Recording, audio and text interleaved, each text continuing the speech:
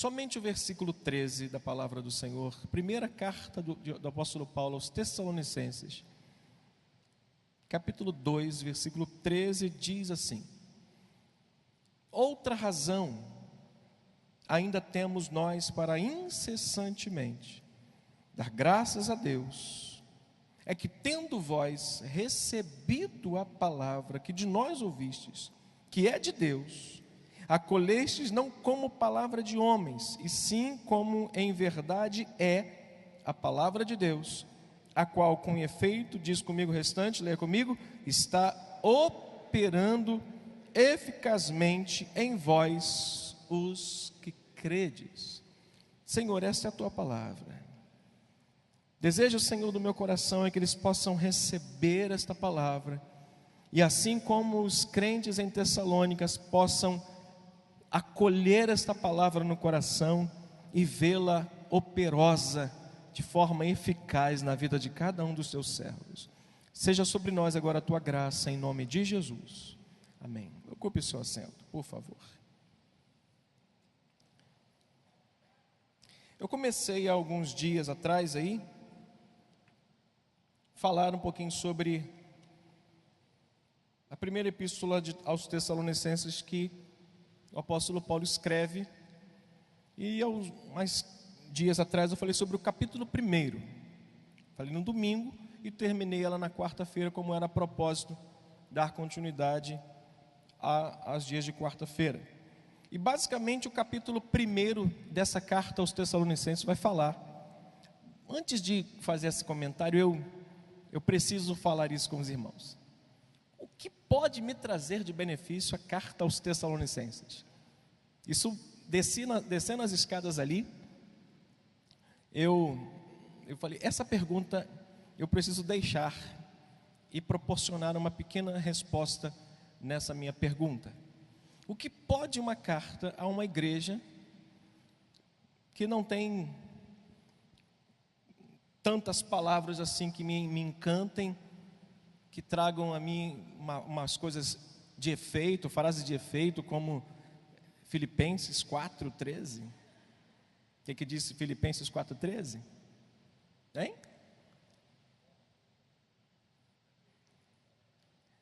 Posso? É o primeiro degrau, a gente vai embora. Mas deixa eu te dizer uma coisa. A carta que o apóstolo Paulo escreve aos Tessalonicenses traz tantos ensinamentos para a gente. Mas é necessário que a gente faça aquilo que eles fizeram quando a mensagem chegou, através do apóstolo Paulo e dos companheiros dele. Nós precisamos receber a palavra. Se nós não recebermos a palavra, se nós não acolhermos a palavra, e se nós não aplicarmos a palavra, em vão é tudo o que nós vamos falar nessa noite aqui. Então tem muita coisa de benefício. Eu aprendi por demais com todo o texto que eu vi, só o verso 13. Eu aprendi lembrando o capítulo 1, lembrando o capítulo 2, do 1 ao 12, e muito mais na aplicação desse texto que eu quero transmitir daqui a pouquinho para os irmãos. Mas só para os irmãos se inteirarem que, sim, a palavra do Senhor é divinamente inspirada e proveitosa, a fim de redarguir, corrigir, educar, exortar. Para quê? Para que o homem de Deus, a mulher de Deus seja perfeito e perfeitamente habilitado para toda boa obra. Então ela é divinamente inspirada. Não há uma só palavra aqui que não seja inspirada por Deus, de forma que ela possa ser aplicada à nossa vida e trazer benefícios para nós no dia a dia. Portanto, o capítulo 1 fala basicamente do que o Evangelho produziu na vida daqueles crentes. Quando Paulo chega à cidade, debaixo de uma forte pressão, debaixo de fortes maus tratos da parte daqueles homens que estavam ali na cidade, quando o Evangelho chega e produz no coração daqueles crentes em Tessalônica coisas maravilhosas. O que, pastor? Uma fé operosa.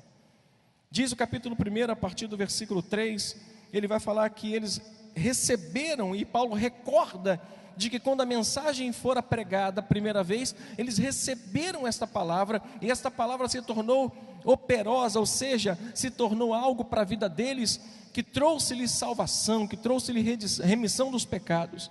Então Paulo olha para aquilo e diz, olha, trouxe benefício sim, por isso eu me recordo, eu me lembro sempre de vocês, quando eu estou orando e dou graças a Deus. Mas só isso que trouxe de benefício uma fé operosa, uma fé para a salvação? Não, trouxe amor fraternal e serviço. Se você quiser continuar lendo capítulo 1, verso 3 ainda, ele diz: recordando-nos diante do nosso Deus e Pai, da operosidade da vossa fé, da abnegação do vosso amor. E ele diz uma terceira coisa, que aquilo que a mensagem do Evangelho produziu na vida daqueles irmãos: esperança em nosso Senhor Jesus Cristo. Ele está dizendo o seguinte: vocês não só receberam a palavra e ela gerou em vocês uma fé operosa, não só gerou em vocês amor e trabalho, tanto que o trabalho que eu estou dizendo aqui, o serviço, é que o testemunho desses irmãos em Tessalônica serviram para ganhar irmãos da Macedônia, da Acaia, ou seja, a forma como eles receberam a mensagem, a maneira pela qual eles receberam aquela palavra, todas as pessoas vinham. Por quê? Porque eles tinham uma fé operosa, eles tinham um vigor, eles tinham uma fé, eles caminhavam, e pessoas da Macedônia e da Acaia viam o testemunho daqueles irmãos e seguiam os passos dele, mas eles tinham uma esperança na volta de Jesus Cristo. Isso que o Evangelho precisa produzir em nós, uma fé operosa, tem que ser, gerar em nós um amor fraternal, um amor coletivo, um amor mútuo, mas precisa sobretudo gerar em nós um desejo de continuarmos olhando para os céus e saber que este lugar aqui não é a nossa habitação final, existe um lugar onde Deus preparou para nós, e o Evangelho tem que fazer isso comigo e com você, irmão, todos os dias.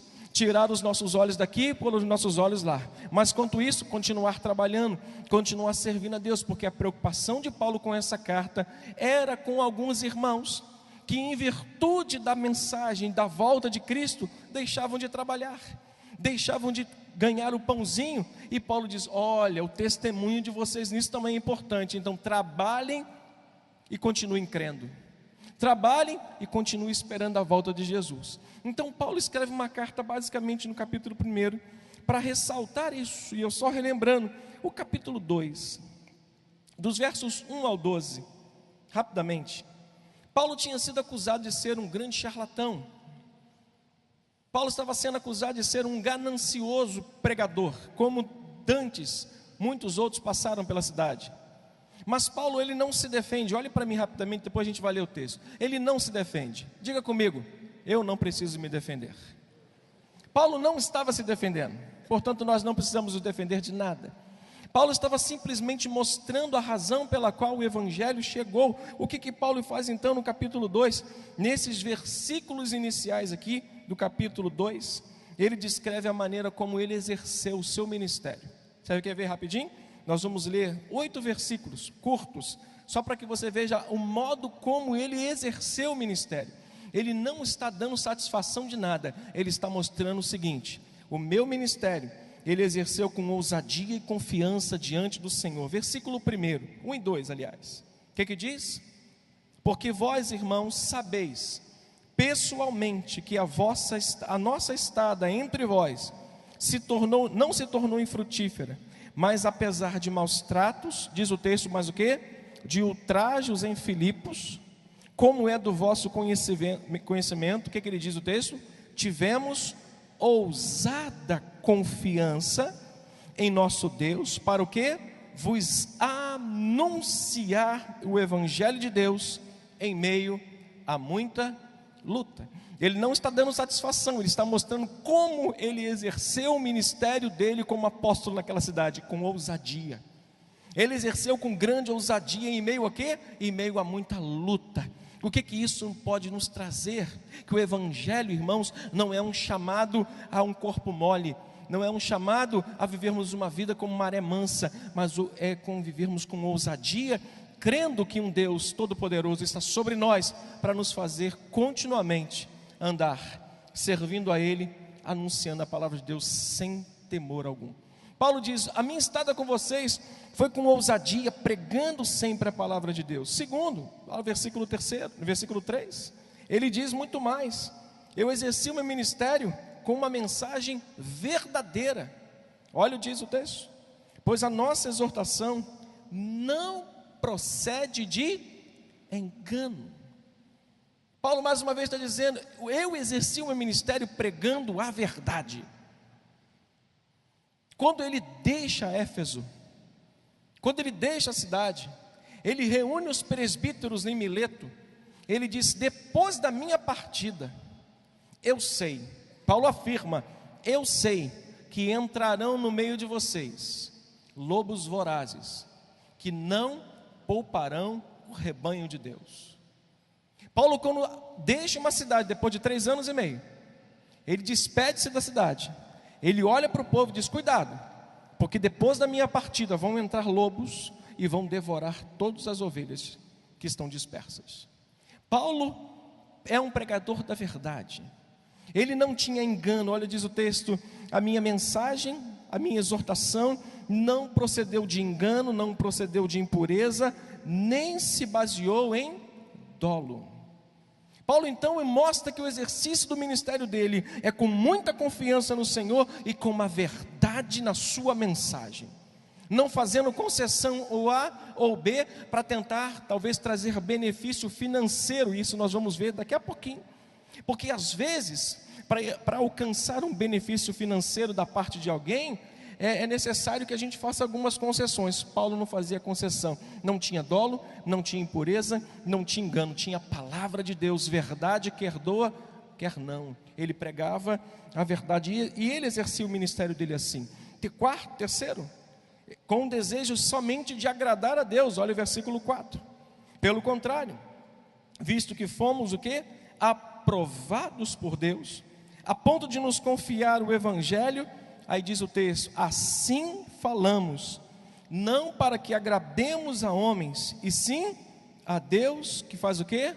Que prova o nosso coração. 2 personagens me vêm à cabeça agora. Saul, doido para agradar o povo. Samuel, o povo estava me impressionando. O povo estava dizendo: vem cá, vamos oferecer o holocausto ou não vamos? Se nós não oferecermos o holocausto, os inimigos vêm e vão nos destruir. Samuel disse para ele: ainda você se engana. Hoje mesmo, Deus poderia estar garantindo o teu reinado. Irmãos, ele simplesmente perde um reinado para agradar a homens. Enquanto Pedro, ele arruma uma briga, mas não perde o reino para agradar a Deus. Irmãos, às vezes, olha quantos ensinamentos nós temos aqui.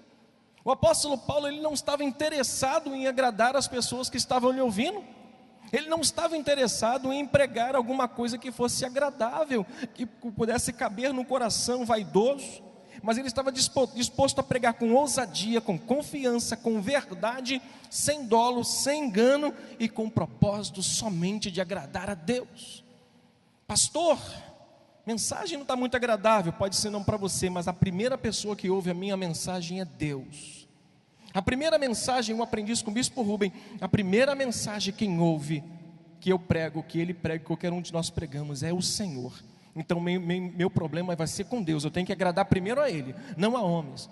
O apóstolo Pedro, portanto, ele chega ao ponto das pessoas açoitarem ele, e no final, tentando calar apóstolo Pedro, ele diz: importa mais agradar a Deus do que aos homens.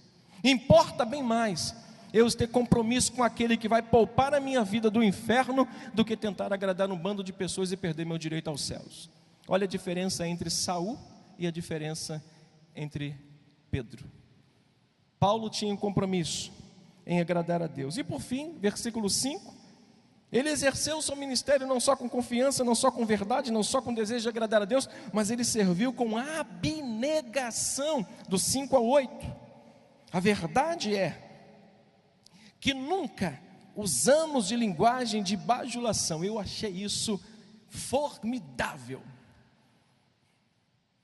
A pior coisa que tem é você bajular alguém, porque você está mentindo para essa pessoa. Você quer alguma coisa dessa pessoa de alguma forma, e você bajula essa pessoa. E quando você vai se ver, você está enrolado com essa pessoa, você está envolvido com essa pessoa, você não vai poder mais falar nada. Se a pessoa tropeçar, você não vai poder falar mais nada com ela. Paulo diz: a verdade é que nunca usamos de linguagem de bajulação, como sabeis, nem com intuitos gananciosos. O que ele diz? Deus disto é testemunha. Ele põe Deus como a sua testemunha. Ele diz: é Deus que conhece o meu coração e sabe que eu não estou aqui exercendo o meu ministério com ganância. Também jamais andamos buscando o quê? Glória de homens, nem de vós, nem de outros. Se você não lê o texto, você não vai entender nada. Embora pudéssemos, como enviados de Cristo, exigir de vós a nossa manutenção, o que ele diz? Todavia, nos tornamos o quê? Ele usa um termo até materno. Ele usa a linguagem de mãe, nem de pai, mas de mãe. Olha o que ele diz: nos tornamos carinhosos entre vós, qual ama que acaricia os próprios filhos. Que pastor, que homem de Deus, que grandes bons exemplos a gente pode tirar daí. E por fim, verso 8: assim, querendo-vos muito, estarmos prontos a oferecermos não somente o Evangelho de Deus, olha a abnegação de Paulo, mas igualmente a própria vida, por isso que vos tornastes muito amado de nós. Só a introdução do capítulo 1, do capítulo 2, do 1 ao 12. O primeiro ele fala do resultado do Evangelho, o segundo do ministério que ele exerceu junto àqueles irmãos. Mas agora, o apóstolo Paulo vai um pouco mais além. Por quê? Porque essa igreja enfrentava algumas situações, e o versículo 13 inicia com Paulo novamente dando graças a Deus. Nós lemos, ele dá graças a Deus novamente pelo quê? Pelo procedimento fiel desses crentes. Paulo está exaltando a Deus, porque ele está vendo um grupo de crentes, cujo seu procedimento exaltava o nome de Deus e saltava os olhos de Paulo, de tal forma que Paulo deu graças a Deus incessantemente, ou seja, sem parar. Todas as vezes que eu me lembro de vocês, eu sigo: Senhor, graças a Deus pelos crentes da Nova Vida de Nova Iguaçu, graças a Deus pelos crentes, pelos músicos da igreja de Nova Vida de Nova Iguaçu. Paulo está incessantemente dando graças pelo proceder fiel deles em meio a muitas perseguições.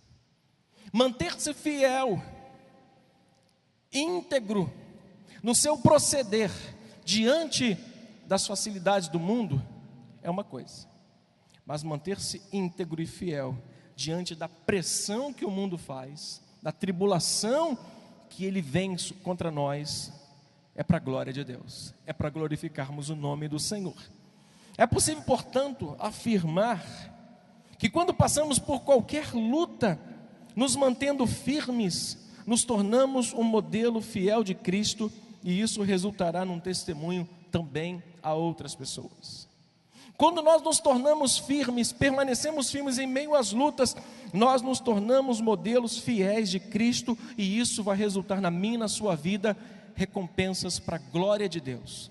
Irmãos amados, Paulo está dizendo que os crentes em Tessalônica foram um modelo fiel de Cristo em meio às tribulações. É no meio da tribulação que o nosso proceder se destaca, quer seja para infidelidade ou quer seja para fidelidade, quer seja para nos manter firmados, dizendo: eu não abro mão disso, eu não abro mão de me manter digno olhando para as Escrituras, ou eu abro mão e começo a fazer concessões na minha vida para que eu possa de repente viver ali na maré mansa. Eu peguei o esboço de domingo passado e me lembrei do que eu havia falado sobre a igreja em Éfeso, lá na primeira na carta do Apocalipse, capítulo 2, quando eu falei no domingo dos 3 mais importantes exercícios da vida cristã. Tríplice, como é que é? Vocês que fazem puxa-ferro aí, quem puxa ferro aqui? Tá todo mundo aí escondido. Tu puxa o ferro, né? Os 3 mais importantes exercícios da vida cristã.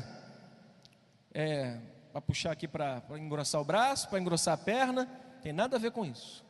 Os 3 exercícios mais importantes da vida cristã foi encontrado na igreja em Éfeso. Eles tinham consciência de que a palavra era inegociável, e Jesus veio isso no meio da igreja em Éfeso. Eles tinham a plena convicção de que a atividade cristã, ou seja, o serviço a Deus, a doutrina, a luta, o labor contra os ensinos errados era importante. Portanto, o que aconteceu com essa igreja? Essa igreja se vê numa pressão de fora, e ela se mantém íntegra diante de Deus, ela se faz permanente, firme, como fortaleza na presença de Deus, de modo que o apóstolo Paulo diz: eu dou graças a Deus incessantemente, porque vocês se mantiveram fiéis a Deus no meio da tribulação. Você pode levantar a sua mão direita comigo e dizer assim: passar pelas lutas. Não, mais alto: passar pelas lutas com perseverança. Diga comigo: ainda é o melhor testemunho para o mundo. Você crê nisso? Você concorda com isso? Irmãos, passar pelas lutas com perseverança e mantermos firmes ainda é o melhor testemunho para o mundo. Sabe por quê? Porque o mundo quer de nós o quê? Que a gente recue, que a gente retroceda, que a gente ceda às pressões do mundo. O que eles esperam? É que a pressão que eles nos fazem, por exemplo, o mundo, o Brasil está em crise, ele quer que a igreja se descabele, ele quer que os crentes murmurem, eles querem que a gente comece a subir pelas paredes: acabou com tudo, minha empresa acabou. Enquanto isso, irmãos, o povo de Deus está prosperando. O povo caminhava 40 anos no deserto, olhava para as sandálias, não se acabavam. E tinha água, não tinha, a água saía da rocha. Não tinha comida, Deus mandava comida. Eles querem que a gente retroceda, mas o melhor testemunho para o mundo, irmãos, é nos mantermos firmes e perseverantes em meio às lutas e às tribulações. Mantenha-se firme, porque esse é o grande testemunho que o mundo precisa ver sobre você. Nossa vida é fundamentada pela palavra de Deus. E essa mesma palavra que nos traz salvação, ou nos trouxe salvação, oferece-nos também todos os recursos para vivermos como salvos. Da mesma forma que ela nos oferece salvação, ela nos dá qualquer recurso que a gente vai precisar para vivermos como salvo. Capítulo 3 de Colossenses, volte um pouquinho, verso 12. Ele vai dizer assim: revesti-vos, pois, como eleitos de Deus, santos e amados, de ternos afetos de misericórdia, de bondade, de humildade, de mansidão, de longanimidade. Ele vai dizer: suportando-vos uns aos outros, perdoando-vos mutuamente, caso alguém tenha motivo de queixa contra outrem, assim como o Senhor vos perdoou, assim também perdoai a vós. Acima de tudo isto, porém, esteja o quê? O amor, que é o vínculo da perfeição. A palavra de Deus, portanto, é o que fundamenta a nossa vida, é que nos garante uma vida plena. E a introdução desse texto, ou o título dessa pequena reflexão, é atitudes para uma vida cristã plena. Atitudes para uma vida cristã abençoada. Atitudes para uma vida cristã produtiva, que glorifique a Deus. Portanto, nossa vida é fundamentada pela palavra. A mesma palavra que nos oferece a salvação, ela nos oferece os recursos para vivermos como salvo. Tudo o que a igreja em Tessalônica alcançou fora resultado daquilo que eles fizeram com a palavra ministrada pelo apóstolo Paulo a eles. Nada vai mudar na sua vida se aquilo que você ouve desse púlpito não for aplicado pelo seu coração. Nada. Um grande pecado da igreja: nós entramos na igreja com déficit de atenção. Um aluno chegou para a professora e disse: professora, não estou entendendo nada. As suas notas eram resultado da sua atenção ou da sua falta de atenção na escola. A mãe foi chamada e a mãe perguntou: professora, o que está havendo? Seu filho não presta atenção em nada. O seu filho fica mexendo em alguma coisa quando eu estou falando. Quando você está falando, quando alguém está falando, foque a atenção na pessoa. Pegue uma caneta e um papel, anote até uma tosse que ela der, porque você ali vai aprender. E quanto mais vezes alguém repetir a mesma fala para você, guarde, porque o âmago do ensino é a repetição. Quanto mais você ouvir, mais você vai aprender. Quanto mais você ler, mais você vai guardar. Quanto mais você guardar, mais você vai praticar e mais abençoado você vai ser. Mas a igreja passa por um déficit de atenção. Estamos lendo um texto, os irmãos estão assim, contando quantas lâmpadas estão acesas na igreja. Você não vai aprender nada. Você não vai entender nada. Você está pensando no que você vai fazer amanhã. Esquece o amanhã, que ele não existe. Pensa aqui e pensa agora. Tudo que a igreja em Tessalônica viveu, estava para viver naquela época, era fruto da mensagem que eles receberam do apóstolo Paulo e guardaram no seu coração.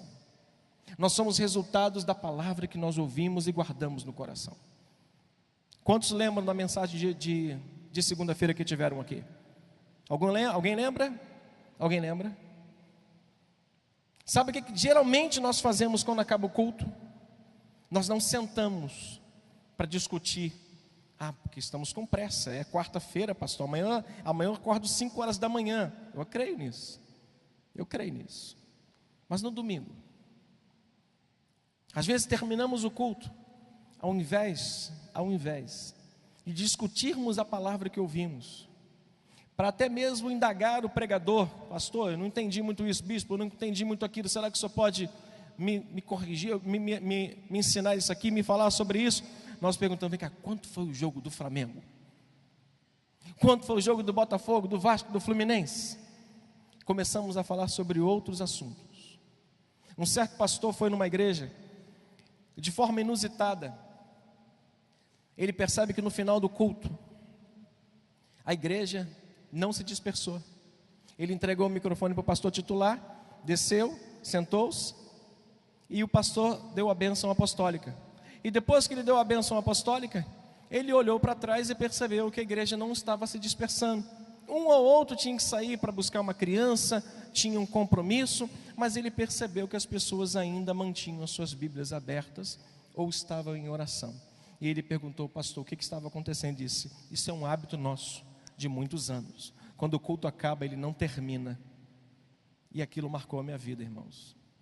Ele disse: quando o culto acaba, ele não termina. Eles meditam e depois de 15, 20 minutos, só com um pouco menos, eles vão embora para casa, ruminando aquela palavra no seu coração. A igreja Nova Vida da Pian, pastor Wilson, eu já preguei algumas vezes lá. Quando termina um culto, todos de pé, aplaudem o Senhor, eles sentam-se depois do culto e têm seus minutos de oração, agradecimento, pensando na palavra, e depois de alguns minutos eles se retiram e vão embora. Nós entramos na igreja com déficit de atenção. Nós entramos para o culto pensando o que aconteceu ontem ou o que vai acontecer amanhã. Não recebemos aquilo que de fato Deus tem para a nossa vida. Portanto, nesta noite, um grande alerta a nós: entre naquele lugar, como se outro lugar na sua vida não existisse, como se amanhã não pudesse existir. Entre na casa de Deus com o intuito tão somente de glorificar a Deus, de extrair tudo o que Ele tem para a tua vida. Amém? Está ligado, irmão? Então vamos lá. Portanto, eles eram um resultado do que eles ouviam. Os crentes de Tessalônica descobriram, eu não gosto muito dessa palavra, porque ela se torna até um chamado a uma campanha, mas os crentes em Tessalônica, eles descobriram um segredo de viver uma vida cristã plena, por 3 coisas, que está aqui no versículo 13, rapidamente, para a gente finalizar. Eu vou terminar um pouquinho mais cedo, como tenho feito às quartas-feiras. Primeira coisa que eles fazem, repita comigo: eles apreciavam, diga comigo mais forte, eles apreciavam a palavra de Deus. Você passa numa loja de roupas, principalmente as damas, né? Passa numa loja de roupa e olha assim: aquele vestido é minha cara. Aí você começa a apreciar. Quando você aprecia o preço, você fala: não tem nada a ver comigo. Aí vai embora. Vai embora, passa para outra loja. A primeira coisa que nós vamos ver, que eles descobriram que apreciar a palavra, dar apreço. Sabe o que significa dar apreço? É fazer uma análise profunda de algo de valor e de grande estima. Apreciar é fazer uma análise profunda de algo de muito valor e de grande estima. Sabe o que eles faziam? Eles apreciavam, eles analisavam a palavra, eles davam valor enorme à palavra, eles tinham grande estima pela palavra. Por isso eles eram um povo pleno, uma igreja plena, uma igreja abençoada, uma igreja forte. Quer ser um crente forte, quer ser um crente pleno, aprecie a palavra de Deus. Aprecie, tenha apreço, dê valor à palavra de Deus. Há pessoas que não valorizam a palavra de Deus.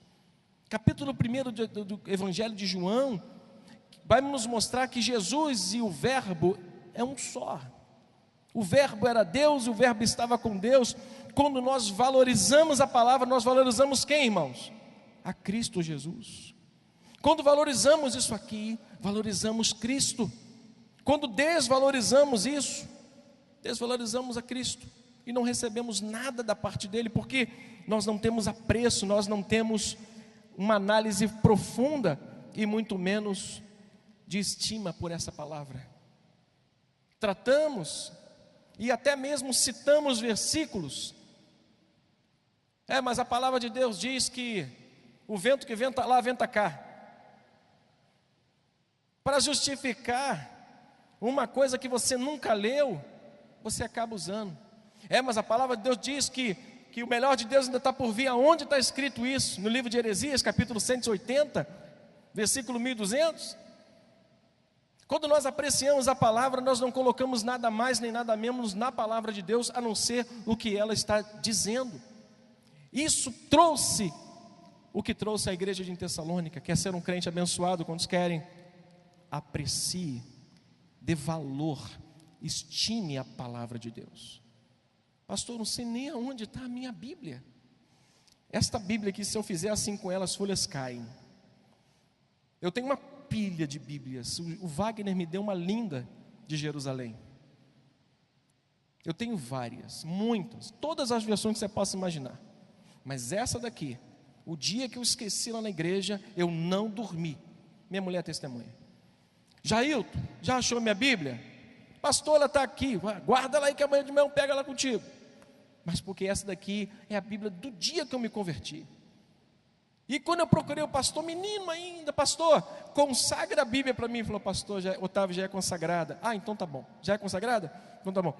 Então abençoa ela aí. Otávio, já é abençoada. Então tá bom. Então, o que eu faço? Leia. Acabou, é só você ler. E tá bom. Mas o segredo, se a gente puder mudar, botar um sinônimo aí em segredo, o segredo para aquela igreja viver de forma plena foi que eles apreciavam a palavra de Deus. A mesma estima e a mesma consideração com que eles receberam a palavra, eles receberam da parte de Deus a capacidade para suportar todo o sofrimento e viver dignamente. É troca, pastor? Digo para vocês, é uma troca. Quem me honra, eu honrarei. Quem me desonra, será desmerecido. Deus faz barganha? Não. Mas da mesma forma que você o honra, Ele vai te honrar. Da mesma forma que você se dobra diante dEle, Ele vai te exaltar. Da mesma forma que você tem por estima esta palavra, e por meio desta palavra você vive, por meio desta palavra Ele vai te abençoar. Por meio dela.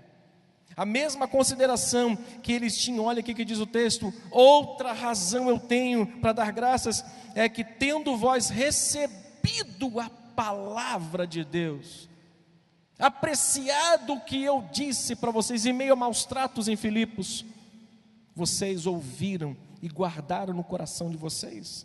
Salmo 1, versos 1 e 3, não precisa abrir não. Bem-aventurado o homem, não é? Que não anda o quê? No conselho dos ímpios, que não se detém no caminho dos pecadores, que não se assenta na roda dos escarnecedores, não é? Antes tem o quê? O seu prazer, a estima dele, o valor dele é e nessa palavra que ele faz, com o valor que ela tem, medita nela dia e de noite. Qual o resultado da grande estima que ele tem por essa palavra? Ele será uma árvore plantada junto à corrente de águas, que no devido tempo vai frutificar. Tudo que ele fizer, ele vai ser próspero e bem sucedido. A igreja em Tessalônica recebeu o que deu. A estima, o amor, o valor que ele tinha pela palavra, resultado veio por meio também da palavra de Deus. É importante, um alerta, é importante frisar que ouvir somente ou somente ouvir não trará preço da parte de ninguém, mas ouvir com o coração. Atos 7:54. Estevão prega a mensagem mais completa que existe, mas olha o que acontece quando ele termina de pregar. Pois os que estavam ouvindo a mensagem não ouviram com o coração. Olha o que é o resultado quando não se ouve com o coração a palavra de Deus. Verso 54, leia comigo. Todos juntos? Ouvindo eles, isto que? A mensagem que Estevão acabara de pregar, o que aconteceu? Enfureciam-se-lhe no seu coração. O que acontecia? E rilhavam os dentes contra Estevão, como animais. Detesto essa palavra. Não gostei da mensagem hoje do pastor Arlindo de manhã. Por quê? Porque quando nós não ouvimos com o coração, nós fazemos isso. O resultado é esse. É importante a gente frisar isso. Quando você não ouve a mensagem com o seu coração, você sempre vai sair daqui com um espírito crítico. Não gostei. Estava fraquinho hoje, está precisando jejuar mais o pastor. Muito fraquinho na mensagem. Não é. É que o nosso coração não foi preparado para ouvirmos a palavra. A culpa não é de Deus. Diga comigo, a culpa é nossa. Só 2 falaram, mas tudo bem. O texto é longo. Mas para finalizar, há pessoas que ouviram com apreço essa mensagem, e o resultado foi fantástico. 2 ou 3 personagens que ouviram com apreço essa mensagem, a mensagem da palavra de Deus, e receberam resultados. Atos dos Apóstolos, capítulo 16.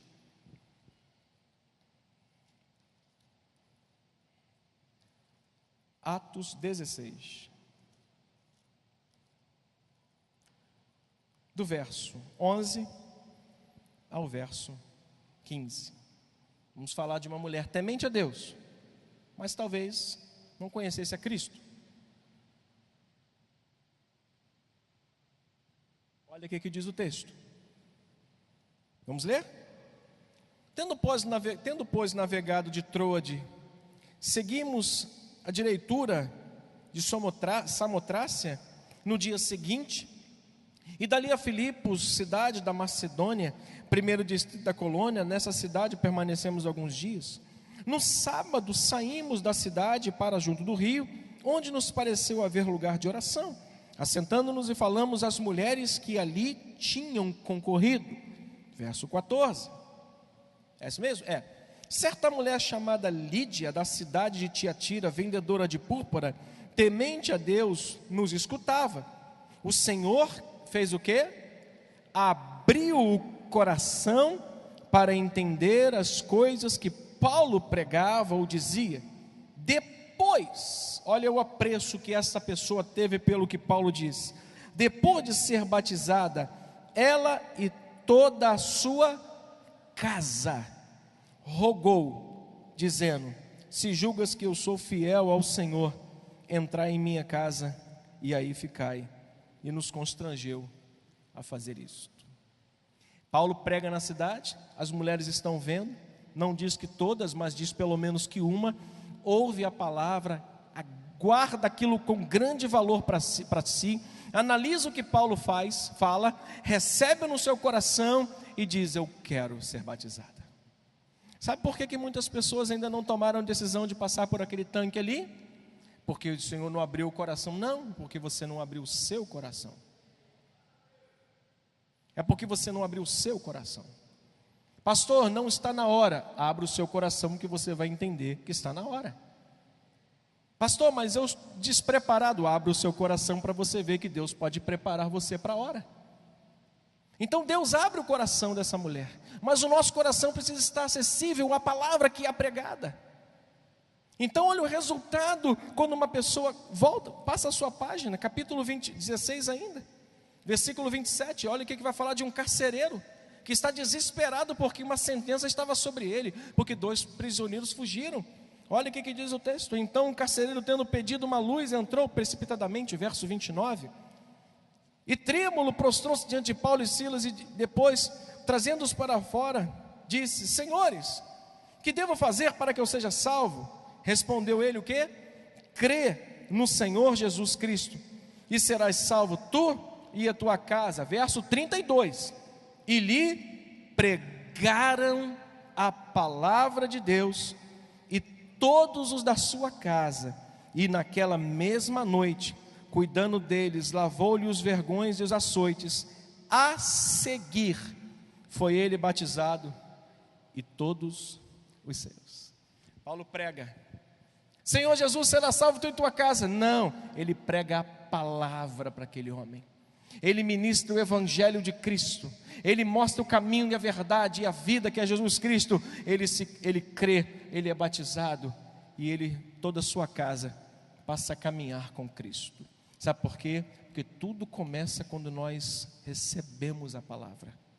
Tudo começa quando a gente guarda a palavra no coração. Segunda coisa, não é só a apreciação, mas a apropriação da palavra. O que significa apropriar-se, pastor? Eu escrevi aqui. Apropriar-se é um ato no qual uma pessoa obtém posse de algo que não lhe pertence. Eu me apropriei do saxofone do Jonatas. Não me pertence. Eu me aproprio dele. Isso é roubo. Mas quando a gente se apropria da palavra, ela é gratuita. Deus, ele diz, pode se apropriar dela. Sabe o que diz o texto lá no capítulo 2, versículo 13? Eles não só receberam a palavra, eles acolheram a palavra. Não é só receber, não é só ouvir, é ouvir com o coração e acolher a palavra. Eles acolheram a palavra, e o resultado disso foi, eles se tornaram uma igreja operante, uma igreja forte, uma igreja atuante, uma igreja onde ele era modelo para outras cidades. Quer se tornar modelo para a sua casa, meu irmão? Receba e acolha a palavra de Deus. É se apropriar de algo que não te pertence, mas interessante que no final, ela acaba se tornando sua.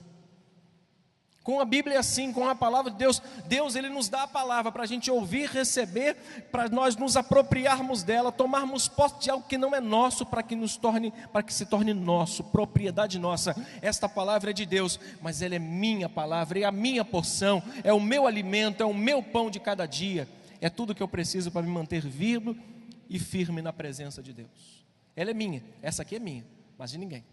Minha esposa tem a dela, minha filha tem a dela, eu tenho a minha. Esta aqui é a minha palavra, é o meu alimento diário. Eles se apropriaram da palavra. Só um pensamento para a gente ler o último texto, para a gente sair daqui. Um pensamento que eu não sei se você vai concordar comigo. A ideia que o texto traz para acolher ou acomodar é que precisamos de um tempo melhor. Ouça o que eu vou dizer, julgue o que eu vou dizer. Eu lhe dou liberdade para você julgar o que eu vou dizer. Nós precisamos de um tempo melhor e de um cuidado maior para pôr em ordem a palavra em nosso coração. Você sabe como é que geralmente nós lemos a Bíblia? Com pressa. No domingo eu disse, nós vivemos numa cultura do fast food, da comida rápida. Estou com fome, passo no McDonald's, nem paro. Eu vou lá no drive-thru, faço o meu pedido, é justamente para não ter contato com ninguém, e a gente pega e vai embora. Por isso, essa cultura vem para dentro da igreja. Nós queremos uma mensagem rápida, uma mensagem mastigada, que não vai dar trabalho nenhum para a gente pensar. E quando a gente está com muita necessidade de ouvir uma palavra de Deus, a gente molha o dedo assim, fala, Senhor, aonde o dedo parar é essa que eu vou abrir. E ó, profecia contra a Babilônia, está amarrado. É essa cultura que nós vivemos. Eu quero deixar o pensamento com os irmãos. Nós precisamos de um tempo melhor e de um cuidado maior naquilo que nós estamos ouvindo e guardando em nosso coração. Acabou o culto? Fala de Flamengo não, porque ele vai ser hepta esse ano. Fica tranquilo, já está tudo certo lá na CBF, já está acordado lá, um check-in já foi feito lá, é tudo armado mesmo. Não se preocupa com isso não. Não entra aqui pensando no ontem e nem no amanhã. Pensa aqui que não existe amanhã. Entra aqui pensando que não existe problema. Entra aqui dizendo: Senhor, fala comigo, abre o meu coração, porque eu quero acolher a tua palavra aqui na minha vida. Por fim, quero falar mais muito não. Atos 8. Um homem que apreciou, se apropriou e aplicou a palavra. Atos 8. Fique de pé, por gentileza. Atos 8.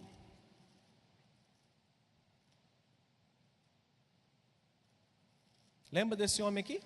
Um tal de eunuco? Eu quero ler esses versículos com você. Vão ser enriquecedores para a tua vida. Lembre-se de 3 coisas: apreciação, apropriação e aplicação. Diga comigo: apropriação, não, apreciação, apropriação e aplicação. Diz o texto: um anjo do Senhor falou a Filipe, dizendo: desponte e vai para o lado do sul, caminho desde Jerusalém a Gaza. Eis que se acha ali um deserto, e se levantou e foi. Eis que um etíope, eunuco da alto oficial da Candace, rainha de Etíopes, a qual era superintendente de todo o tesouro que viera adorar em Jerusalém, estava de volta sentada em seu carro, vinha lendo a profecia de Isaías. Então disse o Espírito a Filipe: aproxima-te, chega-te ao carro e acompanha-o. Correndo Filipe, ouviu ler e perguntou: compreendes o que você está lendo? Ele respondeu: o quê? Como poderia entender se alguém não me explicar? Então ele convidou a subir e sentar-se junto a ele. Ora, a passagem da escritura que estava lendo era esta: foi levado como ovelha ao matadouro, e como cordeiro mudo perante os seus tosqueadores. Assim ele não abriu a boca. Na sua humilhação lhe negaram a justiça. Quem lhe poderá descrever a geração? Porque da terra da sua vida tirada. Então, o eunuco disse a Filipe: peço-te que me expliques, a quem se refere o profeta? Fala de si mesmo ou de algum outro? Filipe então respondeu e explicou. E começando por esta passagem da escritura, anunciou-lhes a quem? A Jesus. Seguindo eles caminho afora, chegando certo lugar onde havia água, disse o eunuco: eis a água que impede que eu seja batizado. Eunuco tinha acabado de compreender a palavra que Filipe havia pregado para ele. Ele disse: ops, isso é de valor para mim. Eu apreciei isso aí. Me dá, é meu.